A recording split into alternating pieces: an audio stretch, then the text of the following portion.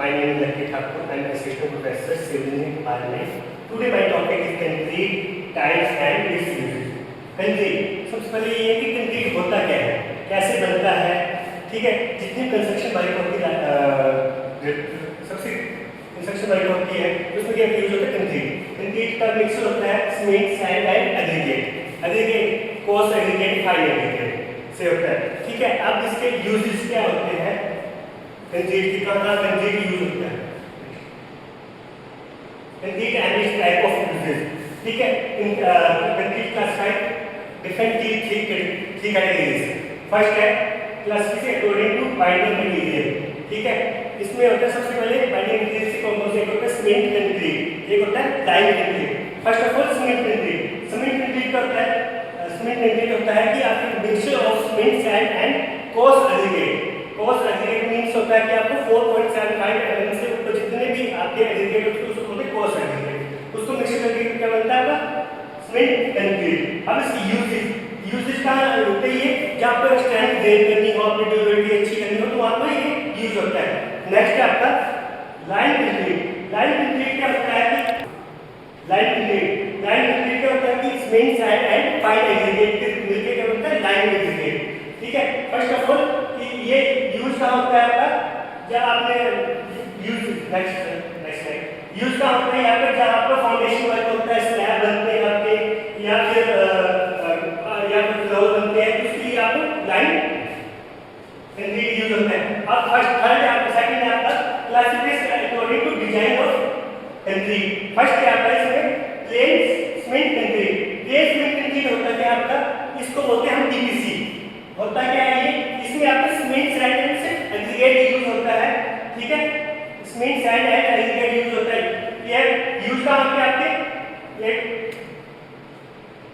आगे की करें प्लेन सीमेंट कंक्रीट यूज कहाँ होता है कि आपका जब आपकी फ्लोरिंग वर्किंग होती है या फाउंडेशन वर्क यूज करना होता है उसलिए आप प्लेन सीमेंट कंक्रीट यूज करते हैं। नेक्स्ट आपका रीइंफोर्समेंट कंक्रीट। रीइंफोर्समेंट कंक्रीट का मतलब ये होता है कि आपका cement, sand aggregate plus steel use होता है, उसको बोलते हैं रीइंफोर्समेंट कंक्रीट।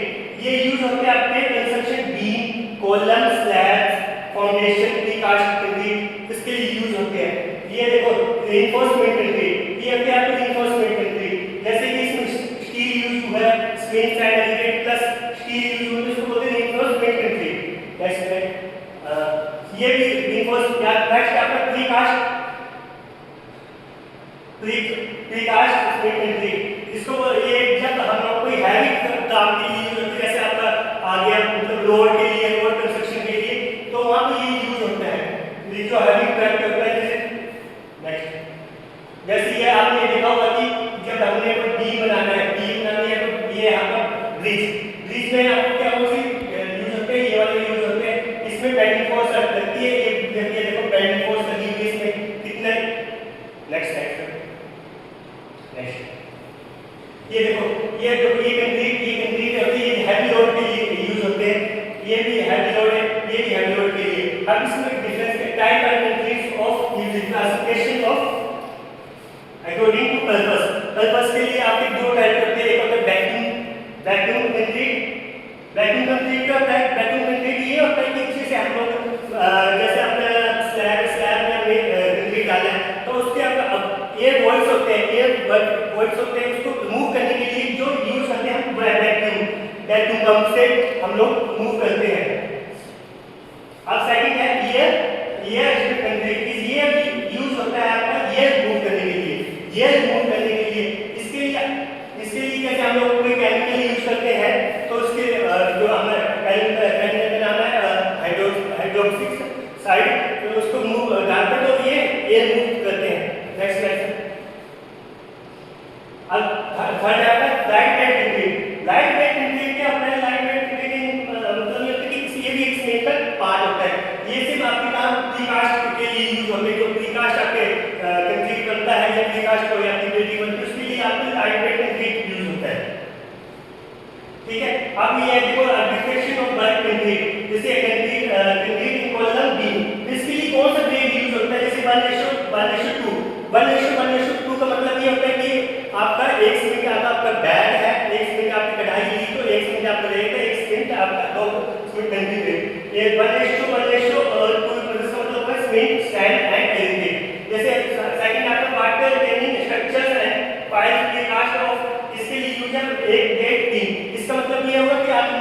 एक बैग आपका सीमेंट का लगा तो 1.5 बैग आपका रेत का लगेगा और 3 बैग आपका एग्रीगेट का लगेगा। Same RCC beam slab and column foundation building के लिए 1:2:4 यूज होता है। मतलब 1:, मतलब ये आपका सीमेंट एक बैग आपका सीमेंट का लगा, 2 बैग आपका सैंड का लगा और 4 बैग आपका एग्रीगेट का लगा। अब सबसे इंपोर्टेंट बात, अब ये तो आपने बना दिया, सबसे इंपोर्टेंट बात की बॉडी सीमेंट रेशो। ये सबसे इंपोर्टेंट है कि आपको बॉडी सीमेंट रेशो होती है जो हम कंक्रीट बनाते हैं कि इस कंक्रीट में इस रेशो में कितना बॉडी यूज होगा।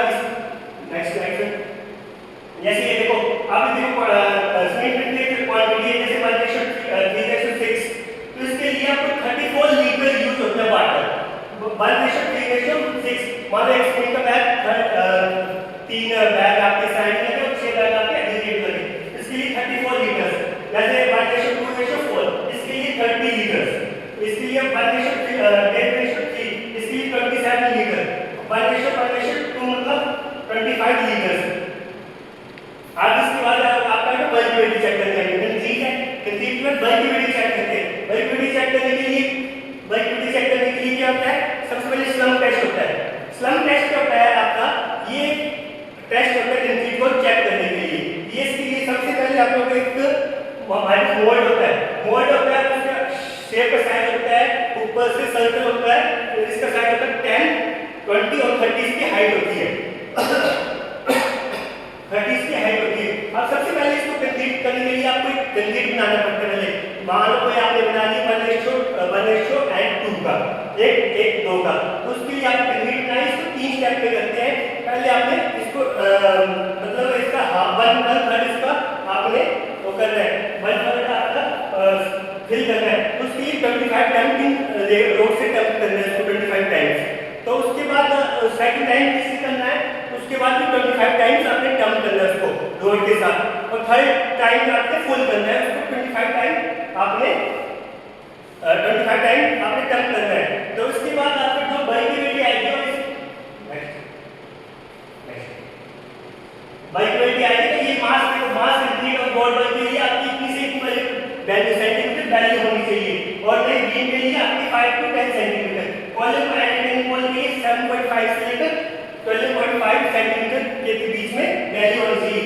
इसका मतलब ये है कि आप जब आपने बोर्ड उठाना है तो जो उसकी कंक्रीट की हाइट होगी, तो ये हाइट बराबर करती है कि आपकी कौन से ग्रुप में काम करना है, जैसे बोर्ड के लिए या बीम के लिए या फिर उसके लिए आप वर्किबिलिटी। तो इसी से आपका वर्किबिलिटी चेक होती है। टेस्ट करने से आपकी वर्किबिलिटी चेक होती है कि वर्किबिलिटी चेक करने के लिए मतलब है कि ये कंक्रीट यूज होगा कि नहीं होगा। नेक्स्ट अब देखो, इसके बाद वर्किबिलिटी चेक करने के लिए दूसरा टेस्ट क्या होता है? Compaction factor test. तो कंपैक्शन फैक्टर टेस्ट करने के लिए एक आपका प्रैक्टिस है। ठीक है, नेक्स्ट जैसे इसके लिए हमें क्या करना पड़ता है? कंक्रीट लेना पड़ता है हमें, तो कोई मेरे पास 1:2 या 4:4 कोई भी हमने कंक्रीट बना लिया। ठीक है, उसको अपने फर्स्ट ऑफ ऑल यहाँ पर लगाना है। यहाँ पे हुक होता है, उसको जोड़ के यहाँ पर आपने यहाँ पर कंक्रीट डालना है। कंक्रीट डालने के बाद आपको कम से कम 2 मिनट के लिए कंक्रीट रखना है। उसके बाद आप एकदम से नीचे करना है, उसके बाद ये भी बंद होगा, उसके बाद ये निकालने यहाँ पर आएगा।